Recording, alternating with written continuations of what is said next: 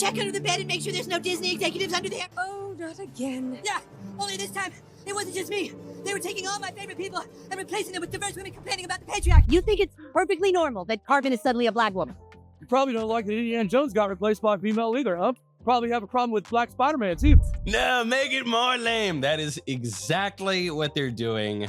And that is why we hate the diversity, equity, and inclusion casting and writing in movies. When Rachel Zegler demanded that South Park take down the episode mocking her, she probably thought she was standing up for herself. Yeah. Weird. Weird.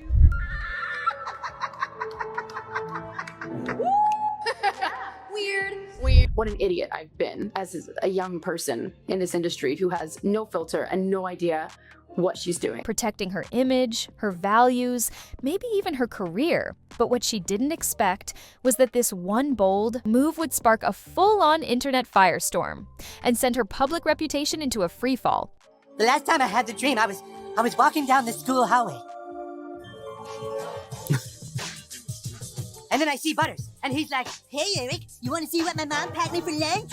And that's when I start to notice that something's wrong. Everyone I cared about has been systematically replaced. And finally, I want to scream, and I'm like, why are they replacing every single character with someone who is diverse? But then Kenny's like, it's not our fault, it's because of Kathleen Kennedy. But then Kathleen Kennedy says like, make it more lame. And everyone in town is like, no, please, Kathleen Kennedy, stop ruining everything. But Kathleen Kennedy is all like, put another gay diverse woman in it, make it more lame. And the Disney stock just keeps going down and down and down. And then Bob Iger is all like, no, what's going on with my stock? No, Kathleen Kennedy. A brutal parody that painted Rachel as a self-righteous, out-of-touch Hollywood princess, one who rewrites fairy tales to center herself, lectures everyone around her, and plays the victim the second she's criticized. It was sharp, it was savage, and it hit way too close to home. What would you say to those who are just kind of overly critiquing the film at this point? You've worked so hard on it.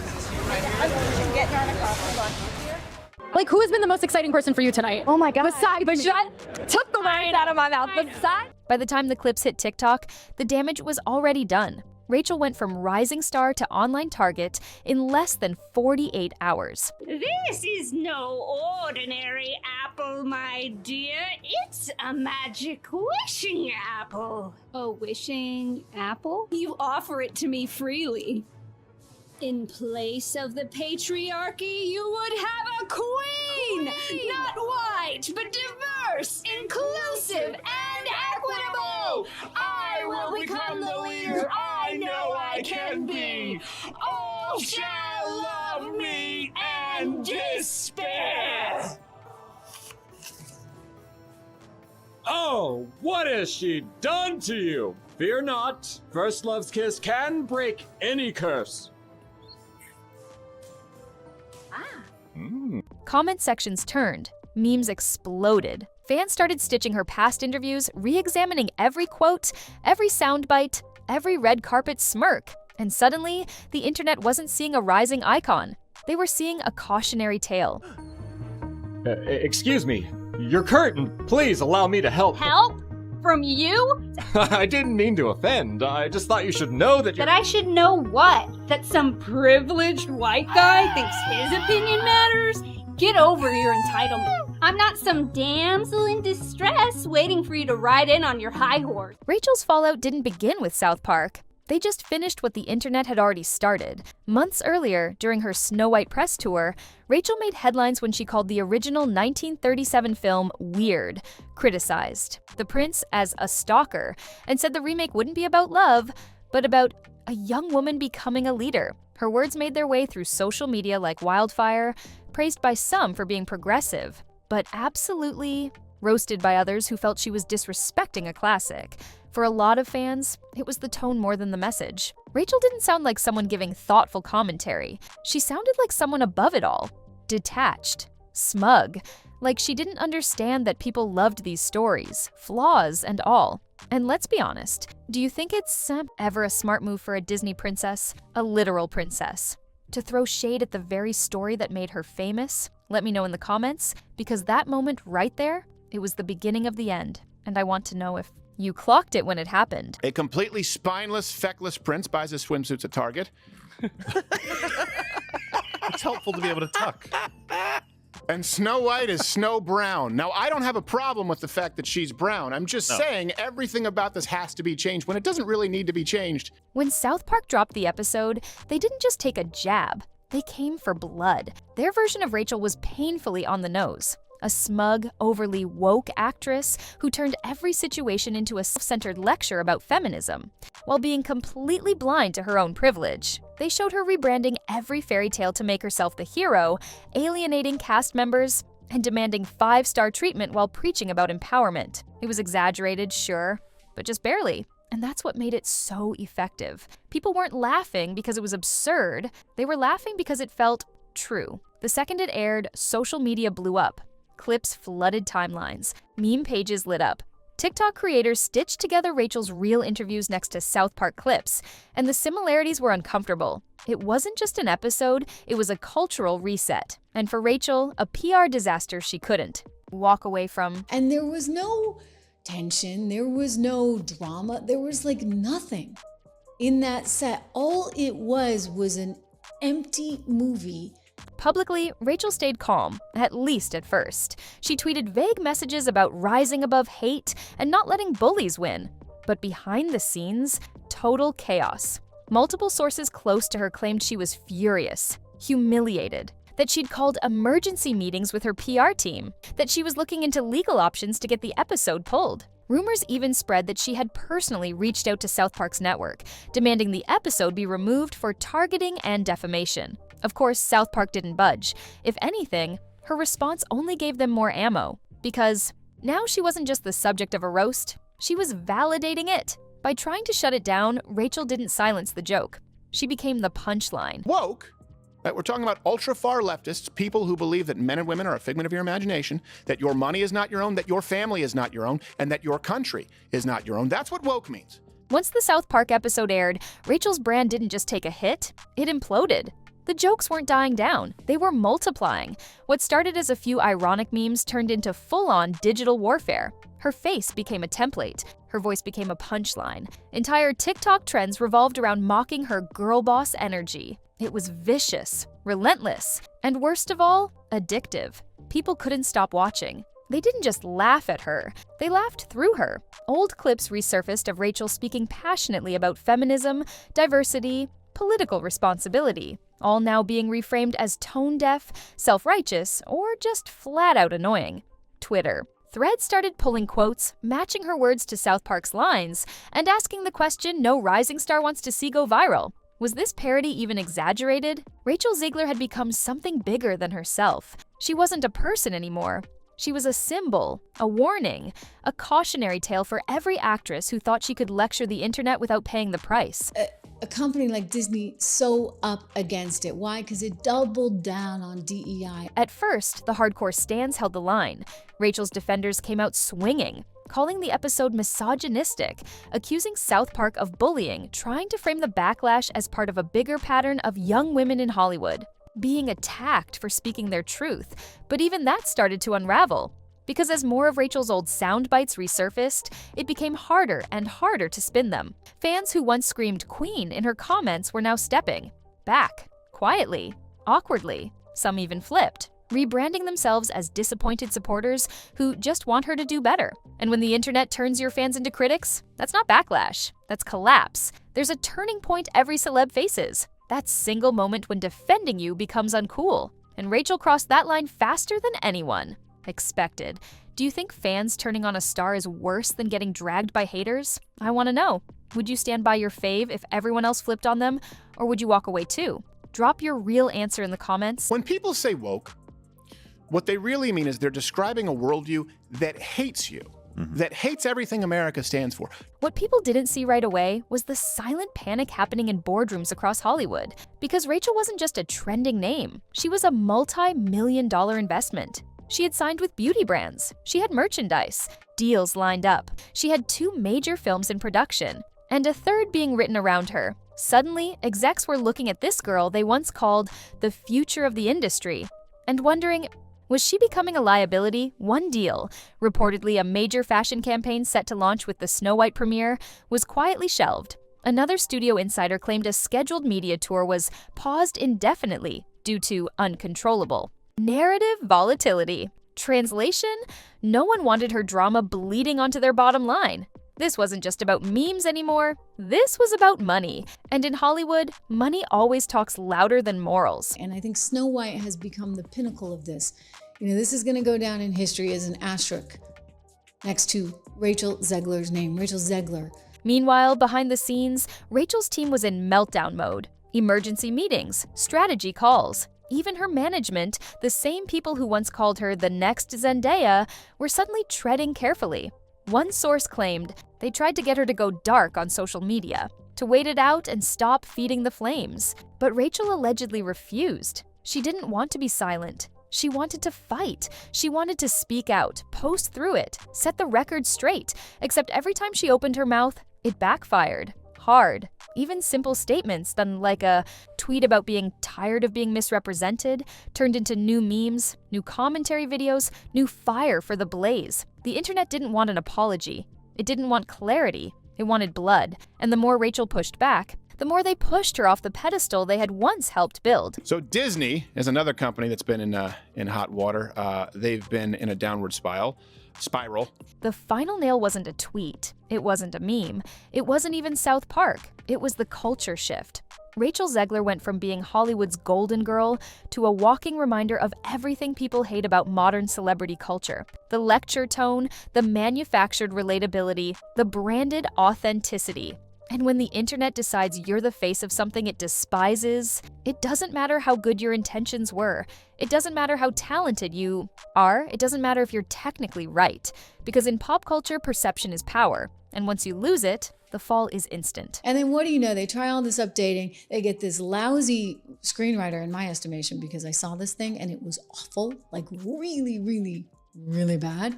You know a star's in trouble when Hollywood doesn't attack them. It just goes silent. No public dragging, no official statements. Just a quiet, calculated disappearance. That's exactly what started happening to Rachel Zegler. One day, she was on every casting shortlist. The next, crickets. Campaigns she had been attached to were suddenly restructured. Her upcoming press appearances, postponed. Invitations, unsent. Executives stopped mentioning her name in meetings. Agencies began subtly shifting their attention to the next big thing. Not out of cruelty, but out of caution. Because Rachel wasn't just trending. She was toxic. And in an industry that runs on image, attaching yourself to someone caught in a public meltdown, especially one that just won't die down, is career suicide. One insider even said it bluntly, "She's not out, but she's radioactive right now. Nobody wants to be the first to touch that." But the primary suffering is being sent in by my company to watch a children's movie as a single man, like 2 p.m. on a Thursday. That was the first part that was a little bit weird, but I was basically the only person in the theater. Behind closed doors, the fallout started turning into real consequences. Rumors spread that Rachel had already been quietly replaced in a supporting role for a major franchise sequel. Another animated feature that was building its marketing campaign. Around her voice was reportedly re-editing its trailer strategy. Brands began re-uploading ad campaigns with her parts cropped out. No announcement, no drama, just gone. This wasn't a scandal anymore. It was an erasure. It's the oldest trick in the Hollywood Crisis Handbook. Don't fire them. Don't cancel them. Just let them fade until no one notices they're missing. And that's the part no one warns rising stars about. You don't always fall in flames. Sometimes you just vanish. I don't really care about that. What I care about is how she hated the story because it needed to be wokeified, and she hated the fact that there was going to be a Prince Charming of some sort, and they needed to update it. At first, no one in the industry touched the Rachel Zegler drama.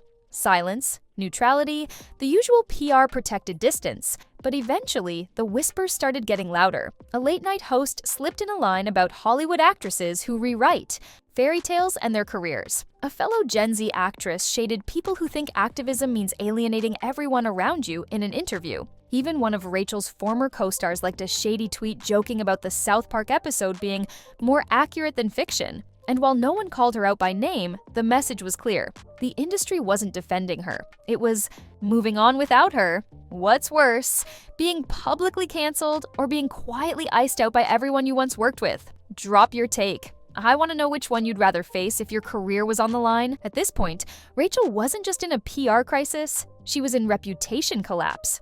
Her every move online was dissected, not by haters, but by disappointed former fans. Her face, once lit up with excitement, now showed exhaustion in every video.